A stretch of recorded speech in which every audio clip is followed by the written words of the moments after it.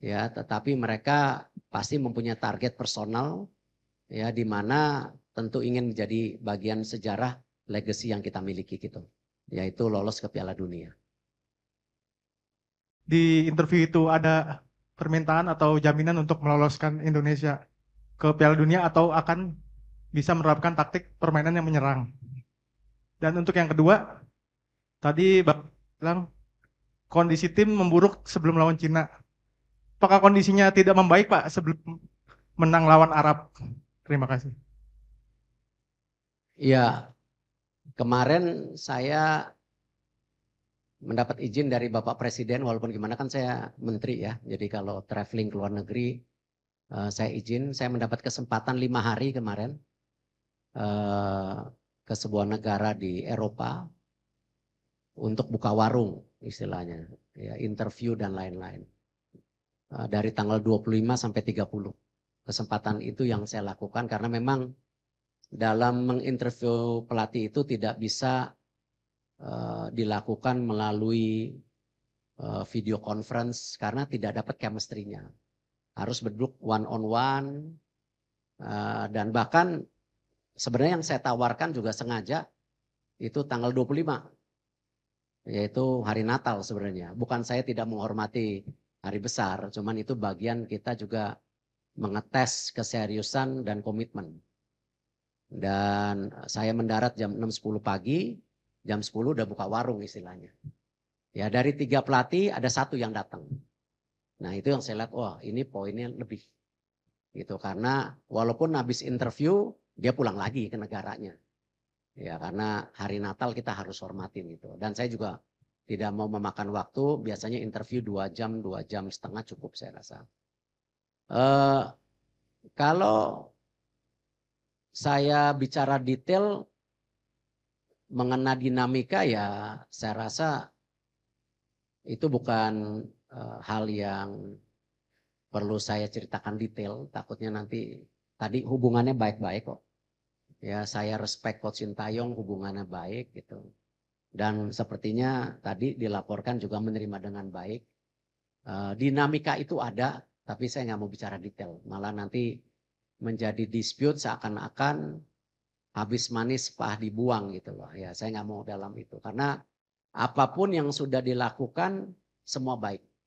Ya, dan saya berprinsip tidak mungkin tim nasional kita sampai sini mau yang putri, yang muda-muda, yang U17, U19, U23 tanpa program ya yang PSSI punya. Tapi PSSI menyadari tanpa pelatih yang baik tidak mungkin punya tim nasional yang baik. Tetapi tanpa kualitas pemain ya mau programnya baik, pelatihnya baik ya nggak jadi apa-apa. Karena pemain menjadi sebuah kualitas yang penting. Ya, Manchester City tanpa Rodri kalah melulu tuh. Ya, cuma 1 Rodri berarti. Nah, artinya apa? Ya memang ketiga balancing antara program, pelatih, dan kualitas pemain ini ya harus punya keseimbangan. Tidak bisa satu dan lainnya yang lebih menonjol gitu. Ya, jadi ini menjadi sebuah satu kesatuan gitu. Tinggal 1 ya. Ya, Mbak, yang cewek dulu tadi.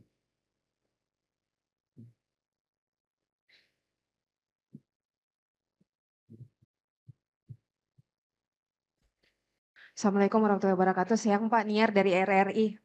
Pertanyaannya untuk pelatih yang baru nanti atau pelatih pengganti ini, apakah terpilihnya sebagai pelatih untuk timnas Indonesia sudah memenuhi standar dari filosofi sepak bola yang diinginkan oleh PSSI saat ini begitu? Karena kita tahu jargonnya sama ini adalah ingin membawa Garuda mendunia begitu Pak. Kemudian kita tahu juga bahwa selama ini Coach Sintayong tidak hanya memegang timnas senior, tapi beliau juga memegang timnas under 23 yang kita tahu akan beberapa waktu ke depan juga mungkin ada agendanya tertentu. Apakah nanti akan ada pelatih ad interim atau mungkin yang pelatih baru ini juga akan memegang tanggung jawab yang sama begitu? Terima kasih Pak. Coach Indra, Coach Nova juga ditargetkan Garuda mendunia.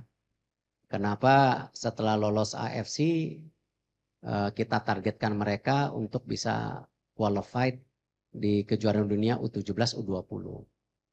Nah, nanti memang untuk tim pelatih itu di dalamnya ada komponen pelatih U23.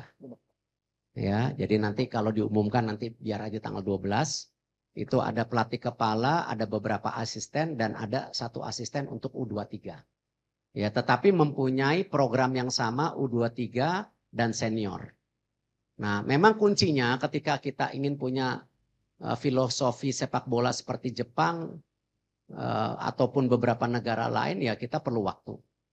Itulah kenapa diperlukan technical director nanti. Cuman ya memang tidak mudah juga mencari technical director karena memang ya ini perlu pendalaman daripada detail daripada persepakan bola Indonesia. Cuman yang menarik, yang salah satunya saya titipkan bahwa selain target ya saya juga titipkan bahwa